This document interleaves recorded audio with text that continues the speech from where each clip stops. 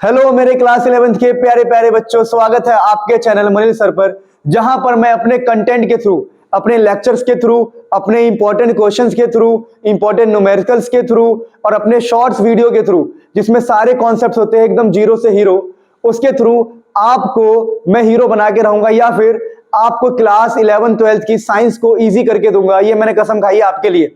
सो आज का मुद्दा क्या है? अगर आप नए हो तो एक बार लेक्चर को चेक कर सकते हो या कम्युनिटी में जाके आप मेरे कमेंट्स को देख सकते हो, जहां बच्चों ने बहुत प्यारा प्यारा कमेंट किया है कि उनके लाइफ में कैसे चेंजेस आए। अब काम की बात करते हैं। आज का टॉपिक क्या है कि प्रीवियस ईयर पेपर को एनालाइज किया, फिर अपने एक्सपीरियंस से भी मैंने कुछ चीजों को पूरे 2 दिन लगा के इनको छाटा है।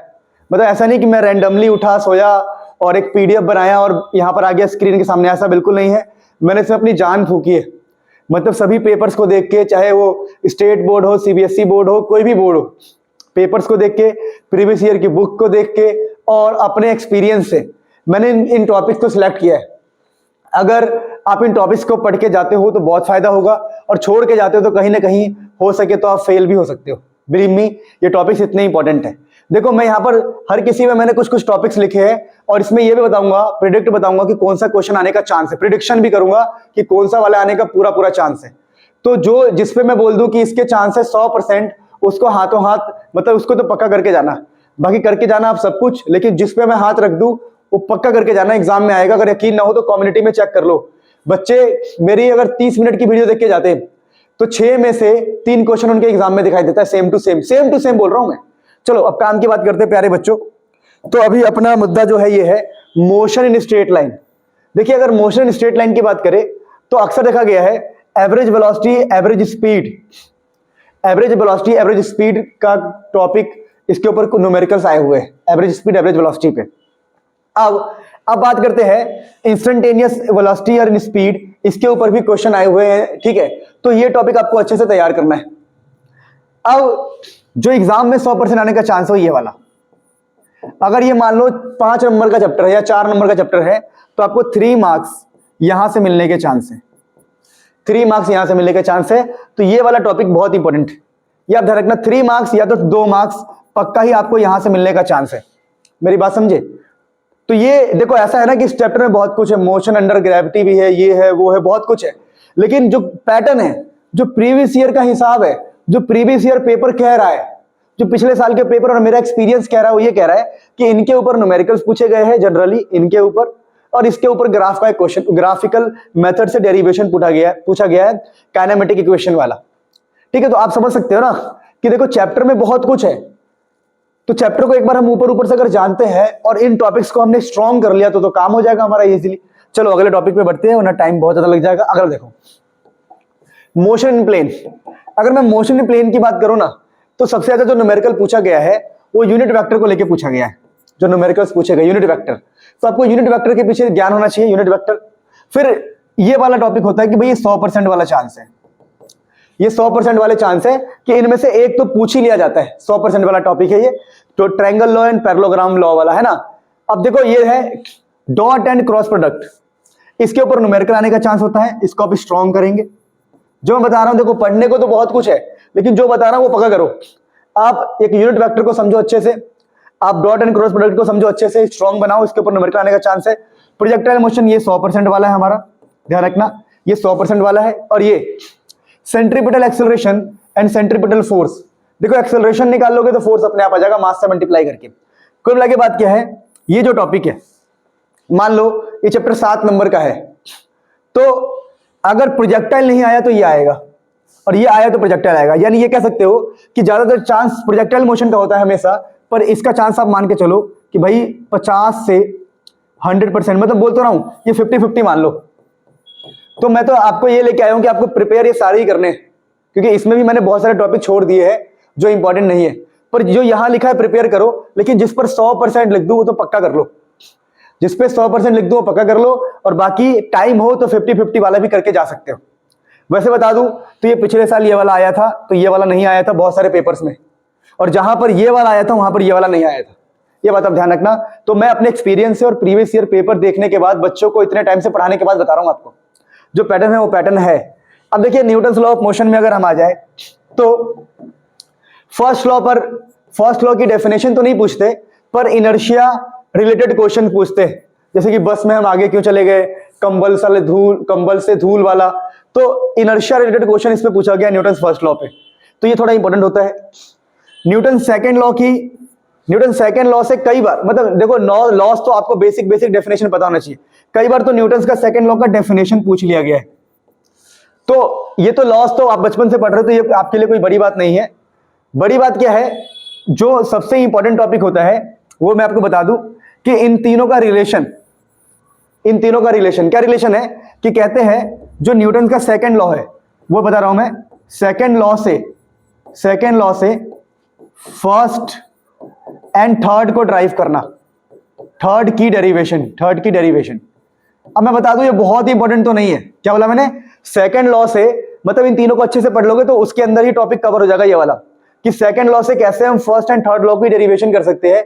एंड ये वाला टॉपिक बहुत इंपॉर्टेंट नहीं है, पर अक्सर देखा गया है कि अगर मैंने 10 पेपर को देखा है, 10 में से 2 पेपर में दिखाई दिया है, अगर 10 में से 2 पेपर में दिखाई दिया है, इसलिए मैंने इसको यहां पे लिखा भी है कि आप इसको तैयार कर लेंगे कि सेकंड लॉ से कैसे हम फर्स्ट एंड थर्ड लॉ को ड्राइव कर सकते हैं।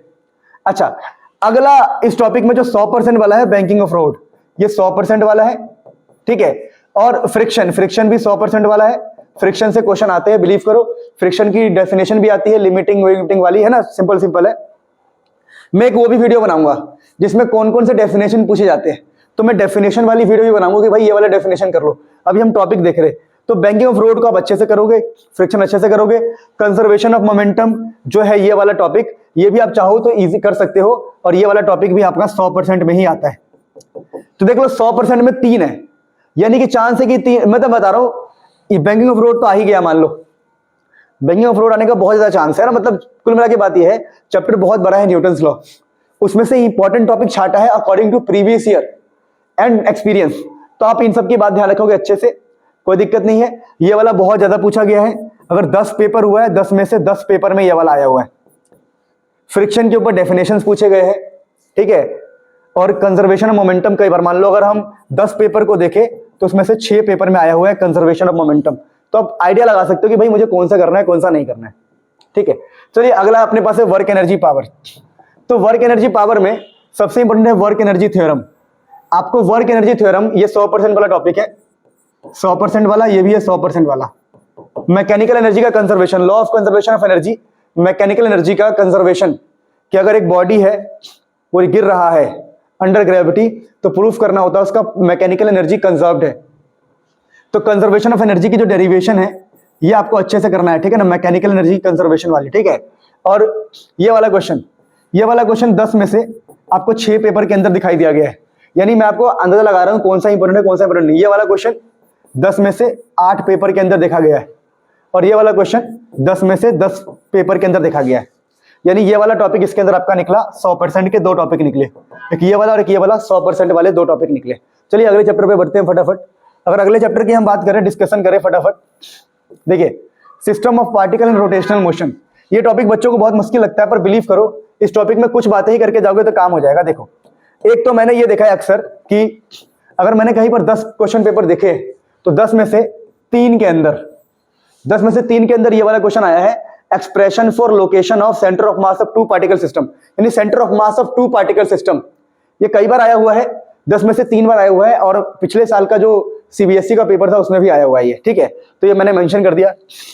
ये टॉर्क एंड एंगुलर मोमेंटम का रिलेशन, क्या बोला मैंने, टॉर्क एंड एंगुलर मोमेंटम का रिलेशन, ये ध्यान रखना, ये आपका 100% वाला टॉपिक है, ये बहुत बार आया हुआ है, बहुत इंपॉर्टेंट है।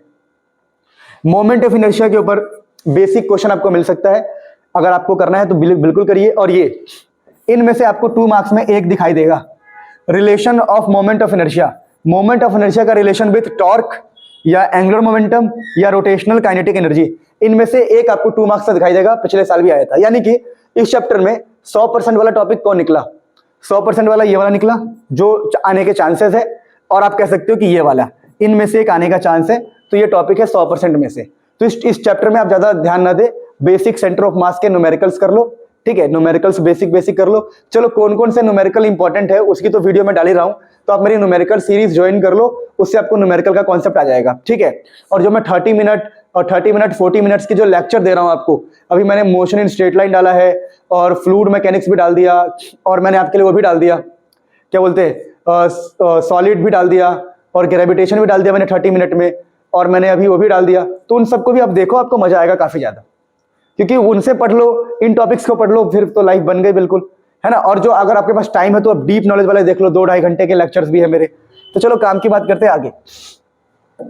अगर हम इस चैप्टर की बात करें, हमारे पास है gravitation and mechanical properties of solids, मैंने साथ में लिया चैप्टर। अब देखो, अगर मैं इसकी बात करूं तो केपलर्स लॉ, केपलर्स लॉ में केपलर्स लॉ की डेफिनेशन पूछते हैं, first law, second law, third law की, और इसमें जो सेकंड लॉ है, सेकंड लॉ का प्रूफ पूछते हैं। तो केपलर्स लॉ आपको पूरी तरह ही अच्छे से आना चाहिए। सेकंड लॉ का प्रूफ पूछा जाता है तो ये केपलर्स लॉ बहुत ही इंपॉर्टेंट हो जाता है। लॉ ऑफ ग्रेविटेशन भी इंपॉर्टेंट तो है, तो सबको पता होना चाहिए, लॉ ऑफ ग्रेविटेशन तो है ही इंपॉर्टेंट, पर 100% वाले में एक ये टॉपिक आता है, केपलर्स लॉ 100% वाले में से एक टॉपिक है, ध्यान रखना। और आगे देखें तो ये आपका 100% वाला टॉपिक में से आता है, और ये आपका 100% वाला टॉपिक में से आता है। यानी कहने का मतलब क्या है कि इसमें से फर्स्ट, थर्ड एंड फोर्थ में से पक्का आपको कम से कम 6 नंबर मिलने वाले हैं, पक्का पक्का, मैंने बोला है पक्का पक्का, तो ये बात ध्यान रखना। अच्छा, मैकेनिकल प्रॉपर्टीज ऑफ सॉलिड से बात करें तो 100% वाले टॉपिक कौन से होते हैं? ये ग्राफ्स, इस चैप्टर में जितने भी ग्राफ्स है, डक्टाइल के लिए, ब्रिटल के लिए, इलास्टोमर्स के लिए, या फिर स्ट्रेस स्ट्रेन का जो ग्राफ है, कर्व है, 100% वाला टॉपिक है। Hooke's law and modulus of velocity भी इसका चांस है, 100% वाला टॉपिक है। और ये आपका 90% वाला टॉपिक है। मतलब कुल मिला के बात ये है, ये चैप्टर छोटा है बहुत, तो छोटे चैप्टर में काफी अच्छे हमारे पास टॉपिक। देखो ग्राफ तो पक्का ही है, मतलब ये मैं बोल रहा हूँ कॉन्फिडेंस से, इसका चांस है हुक्स लॉ का 1 मार्क्स में आ सकता है, और इसका चांस है 90%, क्योंकि मैंने हर 10 पेपर को उठाने पर मुझे कम से कम 8 से 9 पेपर में ये वाला टॉपिक दिखाई दिया।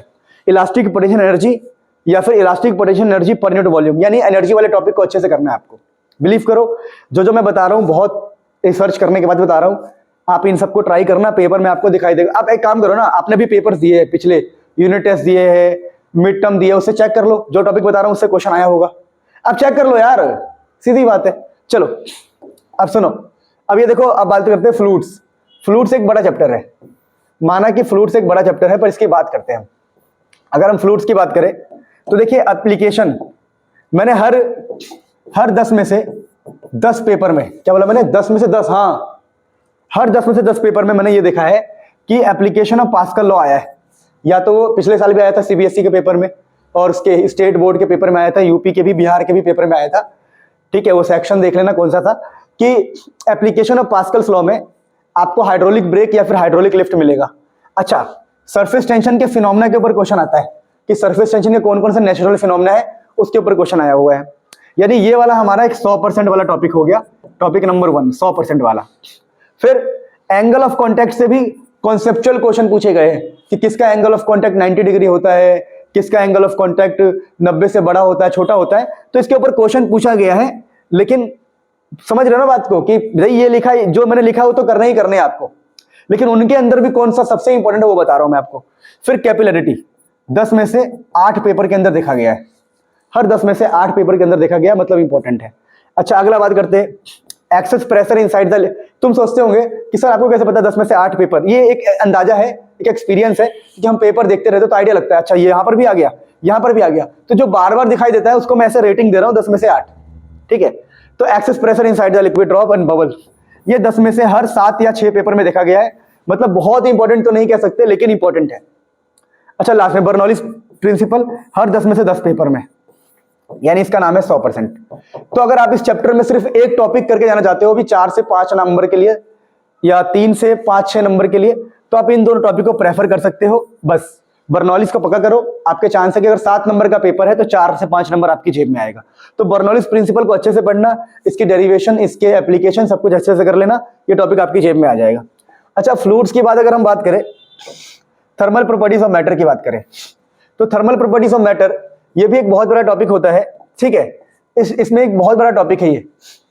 पर इस टॉपिक के अंदर जो इंपॉर्टेंट बता रहा हूं मैं आपको, थर्मल एक्सपेंशन में relation between alpha, beta and gamma की डेरिवेशन हमेशा पूछा गया है, यानी ये 100% वाला टॉपिक है आपका, relation between alpha, beta and gamma. और थर्मल एक्सपेंशन में expansion of water, expansion of water, ठीक है, ये वाला टॉपिक आपको करना है जिसको बोलते हैं हम एनोमलस एक्सपेंशन, एनोमलस। तो थर्मल एक्सपेंशन की टॉपिक आपको बहुत डिटेल में आनी चाहिए, अच्छे से आनी चाहिए, तब जाके आप पेपर में अच्छा परफॉर्म कर पाओगे। और एनोमलस ऑफ वाटर वाला जो टॉपिक है वो अक्सर देखा गया है 10 में से 10 पेपर में, यानी ये आपका एक 100% वाला टॉपिक हो गया, ठीक है। कैलोरीमेट्री से अक्सर न्यूमेरिकल देखा गया है, तो ये भी आपका 100 में से 100% वाला टॉपिक हो गया।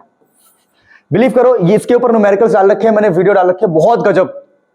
आप मेरे न्यूमेरिकल सीरीज और मेरे क्वेश्चन सीरीज को देखो, प्लेलिस्ट में जाओ, ऊपर नीचे प्लेलिस्ट को देखो, बहुत कुछ मिलेगा आपको, मजा आ जाएगा। अच्छा, अब हीट ट्रांसफर के ऊपर आपका कंडक्टिविटी, हीट ट्रांसफर में आपका कंडक्टिविटी के ऊपर क्वेश्चन पूछा गया है, वो भी क्या, न्यूमेरिकल। यानी अगर इस चैप्टर की बात करें तो इस चैप्टर में थ्योरी भी है, न्यूमेरिकल भी। थर्मल एक्सपेंशन के ऊपर आपको बहुत डिटेल में आना चाहिए, तब जाके आप थ्योरेटिकल क्वेश्चन कर पाओगे। वैसे मैंने इन सब के ऊपर, है ना, थ्योरेटिकल क्वेश्चन डाल रखे हैं, आप देख सकते हो, मतलब इस सब के ऊपर न्यूमेरिकल सीरीज सब कुछ डाल रखा है, मैंने वीडियो भी डाल रखी है, सब कुछ डाल रखा है। पर मैं आपको बता रहा हूँ 100% वाले क्वेश्चन कौन से, वो कौन से, न्यूमेरिकल यहां से आएगा कैलोरीमीटर से, और हीट ट्रांसफर से न्यूमेरिकल आएगा, और यहां से आपके कॉन्सेप्चुअल क्वेश्चन आने का चांस है 100%, और डेरिवेशन भी यहीं से आने का चांस है, थर्मल एक्सपेंशन। तो थर्मल एक्सपेंशन आपको डिटेल में आनी चाहिए। आई होप आपको समझ में आया होगा। अगर प्यारे बच्चों आगे हम बात करें थर्मोडायनेमिक्स में, तो थर्मोडायनेमिक्स में आप ध्यान रखेंगे यहां पर आपको लॉस की जानकारी होनी चाहिए। तो जीरोथ लॉ आना चाहिए, फर्स्ट सेकंड। देखो जिसमें इंपॉर्टेंट कौन सा है, इसका चांस होता है 100%, कई बार पूछा गया है, और सेकंड लॉ का चांस भी है 100%। फर्स्ट लॉ के बारे में इतनी बातें नहीं की जाती, पर ये यूज होता है तो आपको आना चाहिए थोड़ा बहुत। अब ये एक टॉपिक है 100% वाला, मतलब ये आपका डेरिवेशन न्यूमेरिकल दोनों संभालेगा। ये डेरिवेशन, जनरली डेरिवेशन आएगा, इसका 100% चांस है, और इसके ऊपर एक नंबर के कॉन्सेप्चुअल क्वेश्चन आएंगे। यानी मैं कहूं किसी बच्चे को अगर थर्मोडायनेमिक्स में सिर्फ एक चीज पढ़ के जाना है तो ये 2 टॉपिक पढ़ लो, work done in adiabatic and isothermal. क्या बोला मैंने बेटा? अगर, अच्छा ये दिख नहीं रहा है, थोड़ा बड़ा कर दो इसको।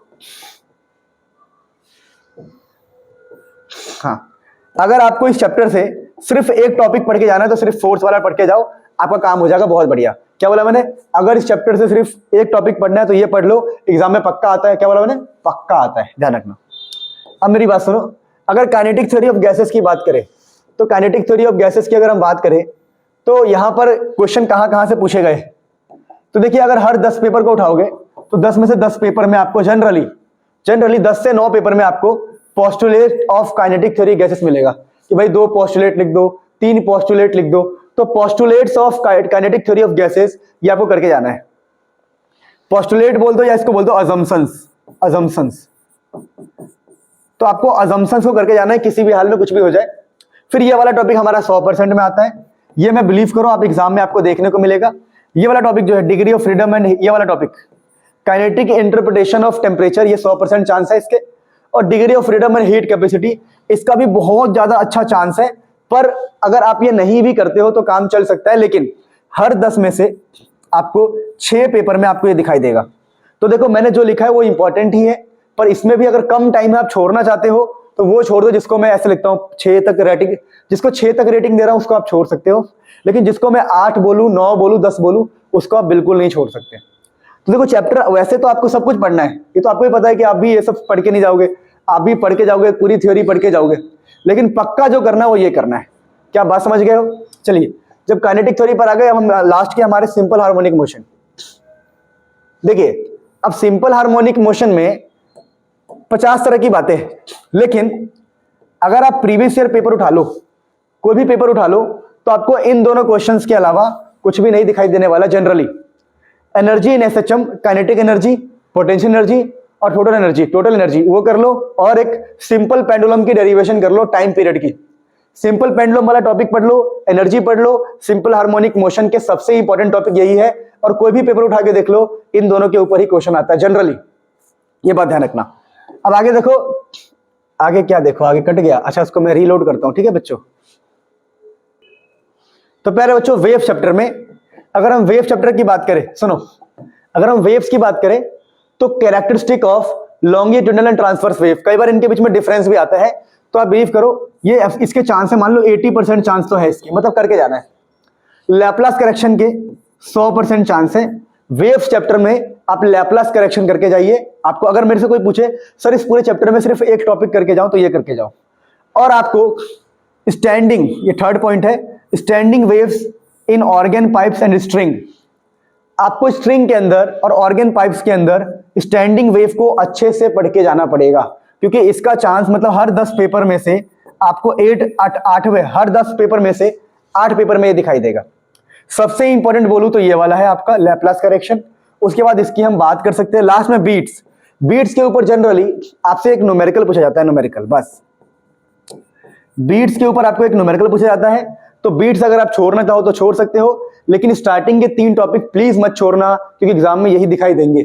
अब ऐसा नहीं है बेटा कि मैंने रैंडमली बोल दिया। अब देखो यहां तक आते आते जिन बच्चों ने वीडियो को पूरा नहीं देखा होगा वो क्या करेंगे, उनको तो बस ये पीडीएफ मिल गया, पीडीएफ लेके चले गए। मैंने जो यहाँ पर 20 मिनट लगाया, 19 मिनट लगाया, अपने एफर्ट्स लगाए, अपनी जान लगाई है, वो उनको उन तक पहुंच ही नहीं पाएगा। तो जो बच्चे लास्ट तक आए हैं प्लीज फॉलो जो मैंने बताया आपको, जो पेपर को एनालाइज करके, मैंने बिलीव करो मैंने इसको 3 दिन में तैयार किया। 2 दिन मतलब 3 दिन इन द सेंस कि मैंने पहले दिन तो सोचा कि भाई क्या क्या करना है, फिर मैंने मटेरियल इकट्ठा किया, बुक, प्रीवियस ईयर पेपर इकट्ठा किया, और खुद का एक्सपीरियंस तो था ही, तीनों को मिलाया। फिर सुबह बैठ के मैंने 1 घंटे 1.5 घंटे एनालाइज किया कि कोई चीज छूट तो नहीं गया, कोई गड़बड़ तो नहीं हो गया, क्योंकि मुझे पता है रैंडम डालूंगा तो अभी 2 मिनट के लिए चल जाऊंगा, पर फ्यूचर के जो बच्चे देखेंगे वो तो गाली देंगे, कहेंगे यार क्या यार तुम्हारे चक्कर में हम ये करके गए, हमारा फायदा नहीं हुआ। बिलीव करो आप ये करके जाओ, आपका फायदा होगा। मजाक नहीं कर रहा हूं मैंने ऐसे ऐसे बच्चों को पास कराया जिनको ठीक से हिंदी लिखना भी नहीं आता, ये बता के कि क्या करोगे तो पास हो जाओगे, हिंदी लिखना भी ठीक से नहीं आता, समझ रहे हो, जो ओपन से पढ़ते हैं या फिर 1 महीने पहले ट्यूशन आए, उन बच्चों को भी मैंने पास कराया ऐसे टॉपिक्स बता के। तो बिलीव करो बेटा बहुत अच्छे नंबर आएंगे, इसको कर लो। और मेरे वीडियोस को देखो, मेरी वीडियोस में जान है, जान, क्या गजब वीडियोस है ना। आप एक बार देखो, मैंने उसमें अपनी जान डाली, अपनी आत्मा डाली है उसके अंदर। आप उनको ट्राई करो, आपको बहुत हेल्प मिलेगा। तो मिलते हैं नेक्स्ट वीडियो में। भगवान आपको खूब भला करे, ये मेरा आशीर्वाद है, ये परमात्मा का आशीर्वाद है। चलते हैं नेक्स्ट वीडियो में। Enjoy your day.